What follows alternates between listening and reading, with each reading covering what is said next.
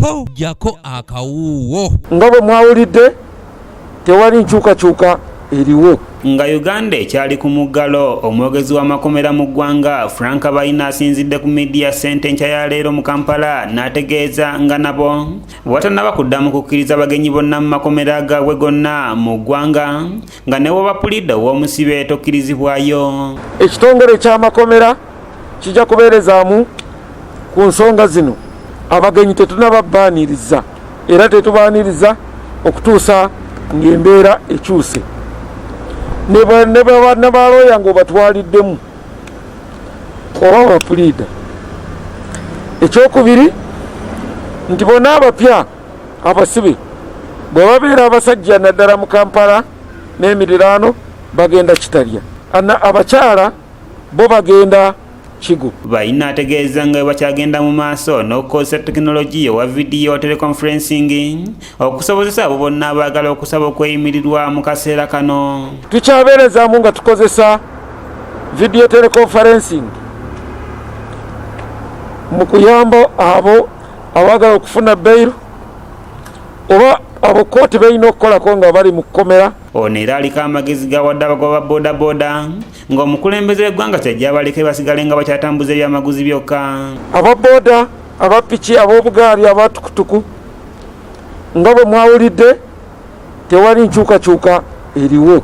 Tubeereze okwo kwe tuli kubanga saagala ate twejjuse nga buboda bwaffe babututeko. Yamba polisi naye kuyambe. Ate ye omwogezi wa minisitule y'ensonga z'omunda mu ggwanga Jacob Shemuzi Siminyu asinzidde eno n'ategeeza nga bwe bagenda okwongeza abagwira abali mu ggwanga obudde bw'okubeeramu okuva ku obwo obwali bubaweereddwa obwaweddeyo ng'ennaku z'omwezi 17 omwezi guno okutuusa ng'omuggalo guggiddwawo n'ebisawo by'ennyonyi nga bizzeemu okukola. Abagwira twabawa obudde okutuuka nga 17 Maayi, twalowooza nti ali wala nnyo neera yajja n'atuuka. Naye katugenda kuwandika ekiwandiiko ekirala twongezeeyo, naye ekikulu kiri nti obudde bwe twabawa bujja kutambula paka lockdown weggyibwako akawuuwo.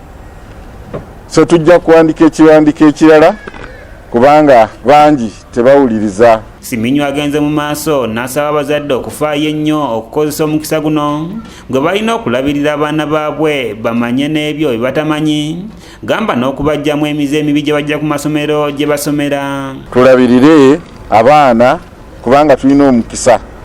Ku luno tuli nabo kiseera kiwanvu, naye bwe tuba tukebera tuleme kukebera ebintu ebyabaweebwa amasomero ne home learning. Tuongezeeko okusembeza enkebera yaffe okulaba abaana bali batya gye basula, ebisenge byabwe bitunula bitya, biki ebirimu. Omwogezi wa poliisi mu ggwanga agumizza bannayuganda okusookera ddala ku abo pulezidenti be yaggyeeko omuggalo ng'aba wooteeri, amaduuka agatunda cyakala, abavuga mmotoka ez'obwannannyini n'abalala okubeera abagumiikiriza kubanga ennaku 14 ntono nnyo era zisoboka.